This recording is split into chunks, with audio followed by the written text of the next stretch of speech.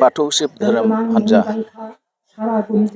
जोंनि बाथौ शिब धोरोम हान्जानि गुरु बाबा साबि नबीन ब्रह्म तीर्थ बेनि 118 बोसोर बोसोरसालिया जन्म दिबस फालिनायाव दिनै जोंनि बे बालाजान थिनालि निजोम गामियाव खुंनाय फोरबोआव आं दिनै साबि नबीन ब्रह्म तीर्थनि जिउ खौरांखौ फंनैसो जोङो बुहुमनि गेजेराव फोसावनो मोननो थाखाय आङो गिबियाव मानगोनां साम्बादिक बिथांमोनखौ धन्यबाद होबाय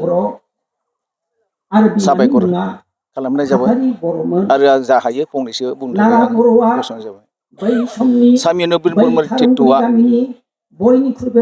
सासे ध्यान सिद्धि जानाय महापुरुष होननानै बुङो। जेब्लानाखि बुहुमाव धोरोमा ग्लानि जायो, धोरोमनि नीतिफ्रा जोबस्रांलाङो, उसुर भाब जायो, अब्ला इसोरा गावनो स्वयं जुगे जुगे जेरै अबतार जानानै धोरोमखौ संस्कार एबा संस्थापना खालामो।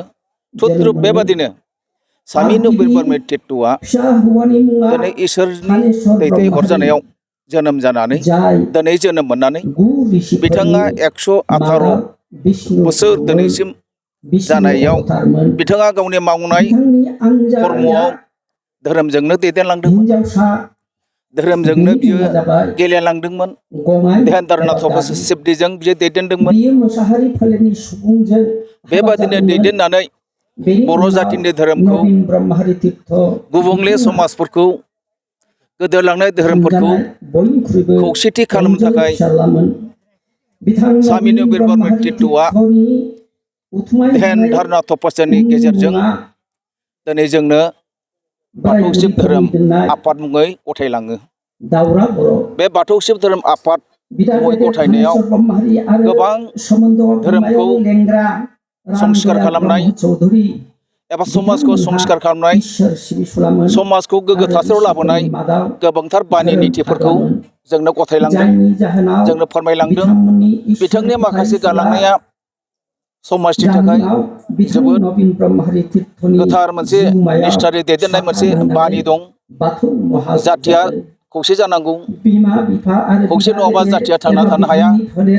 जों मोनसे धोरोमनि खान्थिजों थाङोब्लासो जों धोरोमखौ खौसेथि लाबोनो हायो। जेरै गुबुन गुबुन धोरोमफोरखौ नाय, मोनसे दिक्षानि लाइनजों फैयोब्लासो धोरोमा खौसेथि जायो।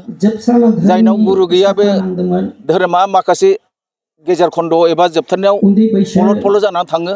थद्रुप बेबादिनो बाथौ शिब धोरोमखौ दिक्षानि लाइनजों दिनै लाबोनो थाखाय दिक्षानि प्रथाखौ खालामनाय जादों। दिक्षा होनानै आसाम, मंगल, नेपालाव दाब दाब भक्तफोरखौ फेहेरबोनो हाबाय।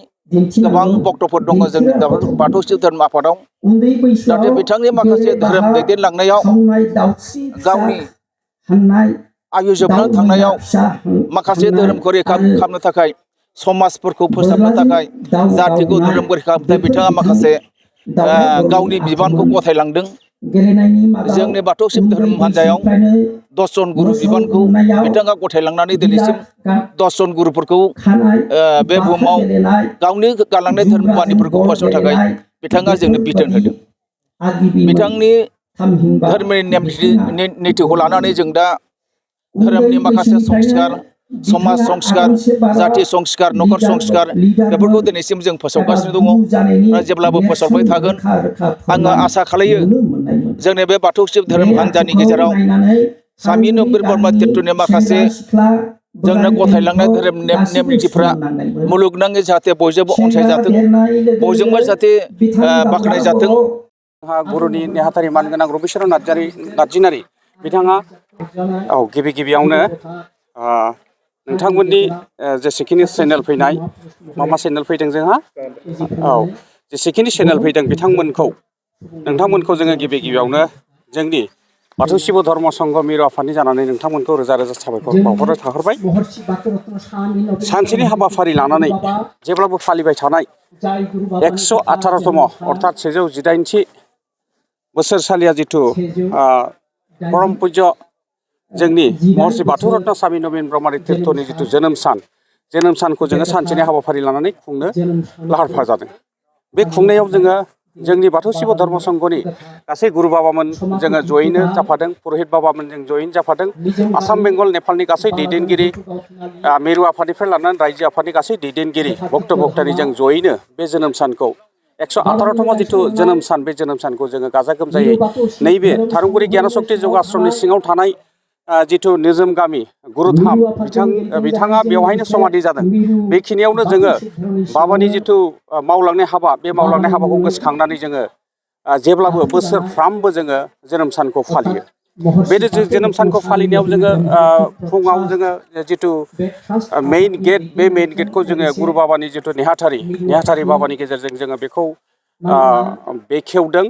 मिरु आफादनि जाय आफादगिरि बिथाङा दंफायोमोन, बिथाङानो मिरु आफादनि आफादगिरि बिथाङानो बे फिथाखौ हास'दोंमोन गुरु बाबानि दैदेननायाव। थिग बिदिनो गुरु बाबा उलथा बाबा जायखौ होननानै बुङो स्वामी नबीन ब्रह्मरि तीर्थ, बिथांखौ जेब्ला बिथाङा थैलांबाय, बे थैलांनायनि जिथु महर्षि बाथौ रत्न स्वामी नबीन ब्रह्मरि तीर्थ देब, बे टाइटेलखौ होदोंमोन बिश्व हिन्दु परिषदनि जायफोरनाखि दैदेनगिरि बिथांनि गेजेरजोंनो जोंनि बे बाथौ शिब धर्म संघनि जायनाखि गुरुदेब, बे गुरुदेबा नाम मोनदोंमोन।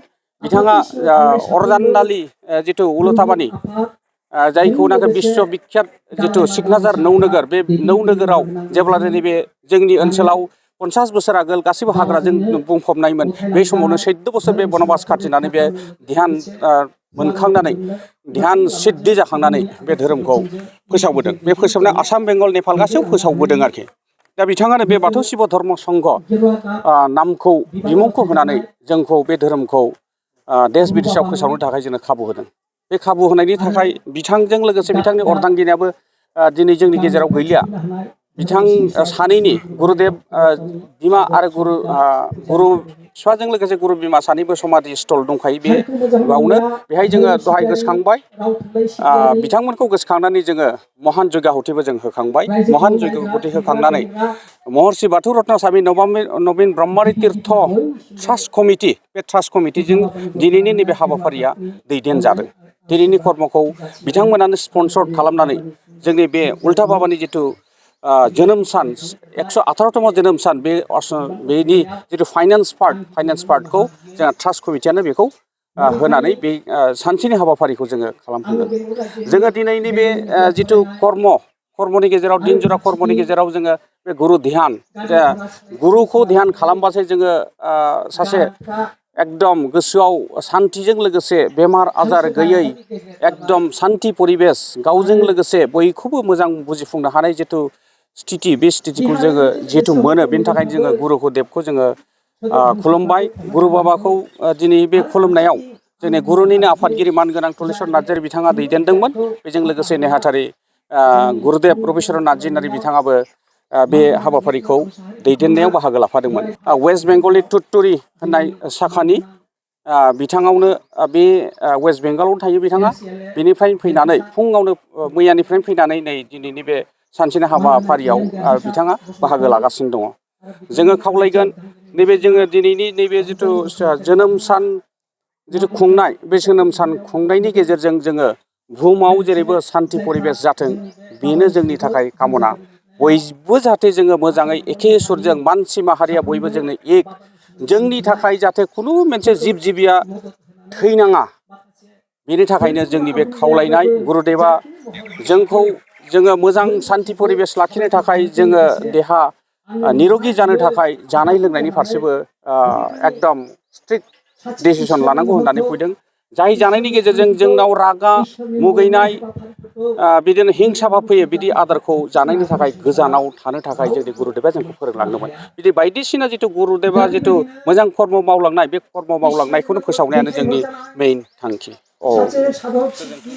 थाखो 5 आरो मेट्रिक आनजाद उथ्रिसार जागोन फरायसाफोरनि थाखाय गोजोनथाव रादाब। गोनांथि आरो मोजां खाबुफोरखौ लानानै गुन गोनां सोलोंथाइ होनो नोंथांमोनखौ नेनानै दङ बड'लेण्ड स्टार एकाडेमि क'क्राझारआ। 2024 इं मायथाइयाव क'क्राझार थिथागुरि समबाय मावख'नि साखाथियाव गोदानै गायसनजानाय बड'लेण्ड स्टार एकाडेमि क'क्राझाराव 2025-2026 सोलोंथाइ बोसोरनि गोदानै मुं थिसननाया सोलिगासिनो दङ। बड'लेण्ड स्टार एकाडेमियाव 6 थाखोनिफ्राय 9 थाखोसिमनि फरायसाफोरा बर' बिजोङाव आरो 11 थाखोनिफ्राय थाखोनिफ्राय 12 थाखोसिमनि फरायसाफोरा बर' बिजों आरो इंराजि बिजोङाव मुं थिसननो हागोन। बेनि थाखाय आर'ज बिलाइ आरो फान्डुलिपि बिलाइगासिनो दङ। 11 थाखोनिफ्राय 12 थाखोसिमनि फरायसाफोरनि थाखाय आखा-फाखा आरो रोंगौथि गोनां फोरोंगिरिफोरखौ लानानै साइन्स, कमार्स एन्ड आर्टस मोनथाम स्ट्रिमनि सायाव फरायसाफोरखौ गुन गोनां सोलोंथाइ होनानै बायदि बिथिंजों सोरगिदिं जौगाखांनाय लाबोनो साखाफारा क'क्राझारनि तितागुरियाव थानाय बड'लेण्ड स्टार एकाडेमिया।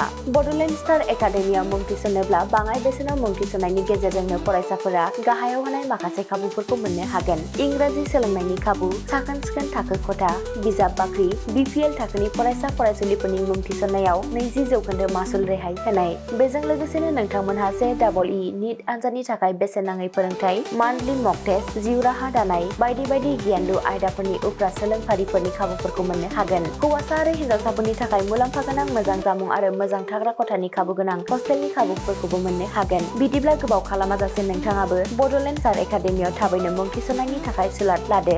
आबुङै मिथिनो थाखाय जानबुं अनजिमा 6000349997 एबा 7638008149 एबा 6003494371 आव फोनांजाब खालामदो।